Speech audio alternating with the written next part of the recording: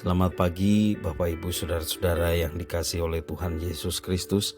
Berjumpa kembali bersama saya Pendeta Eka di dalam renungan firman Tuhan pada hari Kamis 29 April 2021. Kiranya Bapak Ibu Saudara sekalian terus mengalami sukacita, damai sejahtera dari Tuhan yang membawa kebahagiaan dalam hidup kita setiap hari. Puji nama Tuhan. Baik Bapak Ibu Saudara-saudara, kita akan merenungkan firman Tuhan dari 1 Samuel pasal yang ke-24. Sebelumnya kita akan berdoa.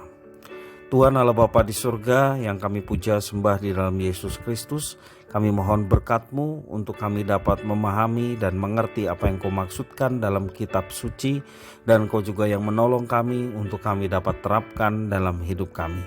Terpujilah nama-Mu Bapa, demi nama Tuhan Yesus kami berdoa. Amin. Bapak Ibu Saudara-saudara yang dikasihi oleh Tuhan, kita sebagai manusia, selain kita memiliki fisik, tubuh, kita juga diberikan Tuhan hati nurani. Hati nurani seringkali disebut suara hati. Roh Kudus dicurahkan bagi setiap orang percaya, dan Roh Kudus yang bersama-sama dengan kita tinggal di dalam hati nurani kita. Bapak Ibu Saudara-saudara yang dikasihi oleh Tuhan, pada umumnya seseorang yang akan berbuat dosa untuk pertama kalinya, hati nuraninya berdebar-debar. Mengapa? Mungkin karena ia tahu bahwa yang akan ia lakukan adalah sesuatu yang tidak benar ataupun sesuatu yang melanggar. Mungkin juga karena ia khawatir ketahuan atau kepergok oleh orang yang diseganinya. Kalau pelaku kejahatan mungkin oleh polisi atau aparat berwajib lainnya.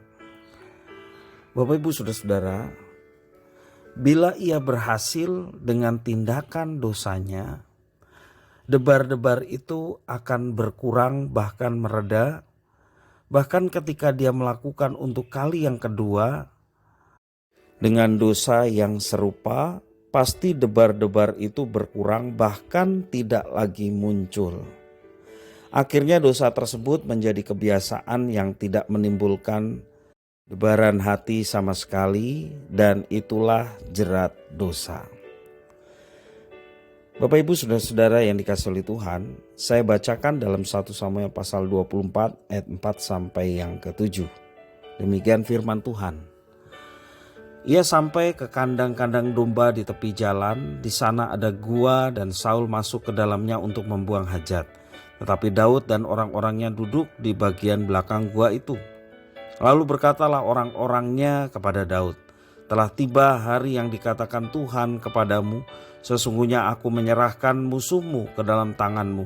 Maka perbuatlah kepadanya apa yang kau pandang baik." Maka Daud bangun lalu memotong punca jubah Saul dengan diam-diam. Kemudian berdebar-debarlah hati Daud karena ia telah memotong punca Saul. Lalu berkatalah ia kepada orang-orangnya, "Dijauhkan Tuhanlah kiranya daripadaku untuk melakukan hal yang demikian kepada tuanku, kepada orang yang diurapi Tuhan, yakni menjamah dia sebab dialah orang yang diurapi Tuhan." Bapak Ibu Saudara-saudara, kesempatan Daud untuk menyingkirkan Saul yang ingin membunuhnya tanpa disangka-sangka terbuka.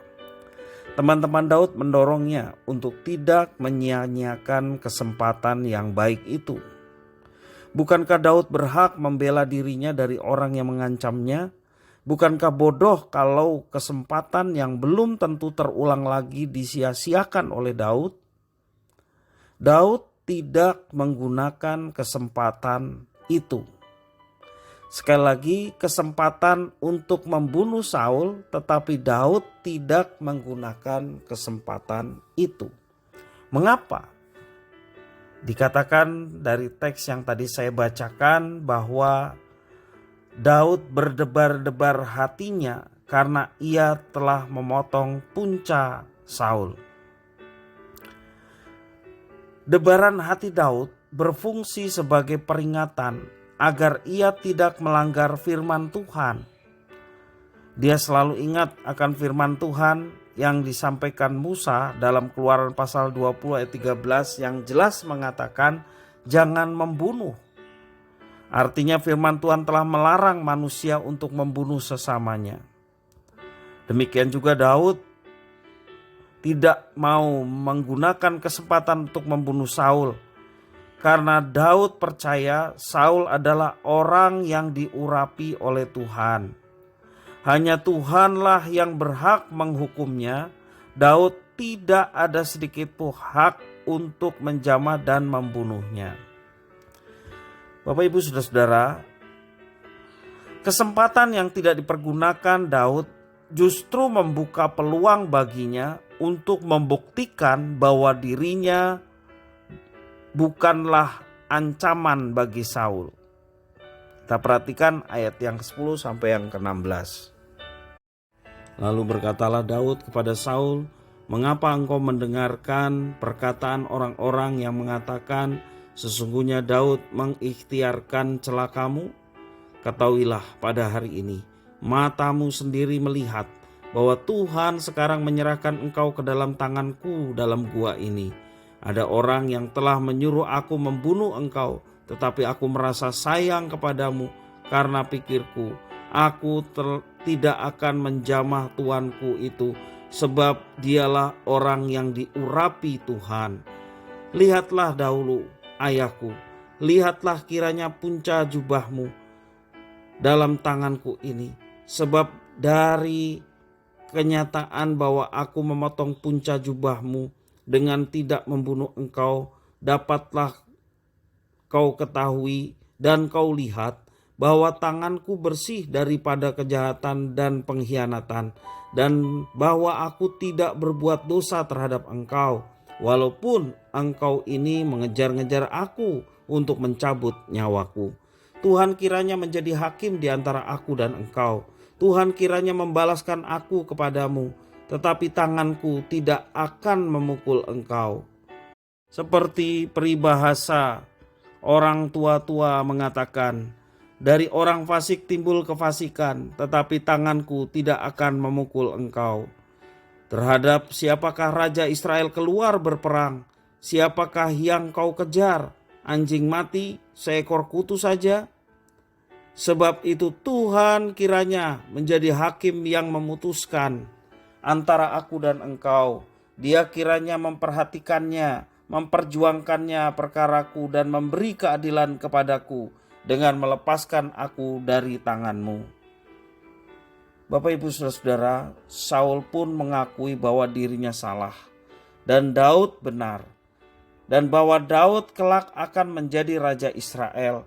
Saul juga meminta kepada Daud agar kelak setelah berkuasa atas Israel, Daud tidak membalaskan perbuatan jahatnya dengan membinasakan keturunan Saul. Bapak, Ibu, Saudara-saudara yang dikasihi oleh Tuhan, dari renungan hari ini kita mau belajar, marilah kita senantiasa bersyukur kepada Tuhan oleh karena hati nurani atau suara hati kita yang Tuhan berikan secara khusus untuk mengingatkan kita sebelum kita melakukan atau melangkah sesuatu perbuatan yang tidak berkenan kepadanya atau sesuatu perbuatan dosa. Jadi bersyukur kalau kita memiliki kepekaan hati nurani, terlebih kita diberikan Roh Kudus dalam hati nurani kita yang senantiasa mengingatkan kita tak kala kita hendak melakukan perbuatan-perbuatan jahat ataupun perbuatan-perbuatan yang tidak diperkenan oleh Tuhan. Jadi Bapak, Ibu, Saudara-saudara, mari kita memiliki kepekaan, membiarkan Roh Kudus bekerja dalam hidup kita dan memimpin hidup kita, sehingga kita ketika mendapatkan peluang untuk berbuat dosa dan Roh Kudus mengingatkan kita, kita bersyukur oleh karena itu satu peringatan yang penting supaya kita tidak terjatuh dalam dosa dan hidup tidak menyenangkan hati Tuhan. Maka Bapak, Ibu, Saudara-saudara, mari kita memperlengkapi hati nurani kita dengan kebenaran firman Tuhan. Hanya dengan memperlengkapi hati nurani kita dengan kebenaran firman Tuhan, kita mendapatkan ajaran yang tepat, kita mendapatkan benteng yang kuat, tak kala kita digoda untuk melakukan tindakan-tindakan yang melawan Allah. Hati nurani yang diberikan kebenaran firman Tuhan, ya, pastilah kita akan ditolong supaya kita terhindar dari jebakan iblis untuk membuat kita hidup jatuh dalam dosa. Karena itu Bapak Ibu Saudara, setiap kali ada kesempatan untuk pembelajaran firman Tuhan, marilah kita antusias mengikutinya. Marilah kita dengan sungguh-sungguh menghayatinya, sehingga setiap kebenaran firman yang boleh kita dengarkan, Roh Kudus memampukan untuk kita dapat mengertinya, menghayatinya. Dan jangan lupa, ketika kita sudah mengerti kebenaran firman Tuhan, maka kita mau menggenapi firman itu, yaitu dengan cara menerapkannya dalam kehidupan kita setiap hari. Puji nama Tuhan.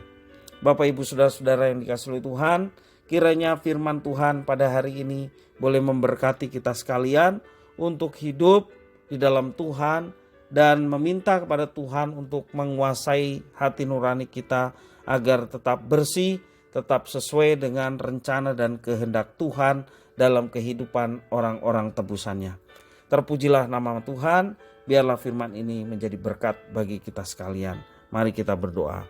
Tuhan Allah Bapa di surga, terima kasih atas firman-Mu yang hari ini boleh kami dapatkan. Roh Kudus menolong kami untuk dapat kami terapkan dalam kehidupan kami sehari-hari. Sehingga hati nurani kami dikuasai oleh Roh Kudus. Sehingga Roh Kudus itulah yang menuntun hidup kami, hidup seturut dengan kehendak dan rencana Tuhan. Terpujilah nama-Mu Bapa atas firman Tuhan. Demi nama Tuhan Yesus kami berdoa dan bersyukur. Haleluya. Amin.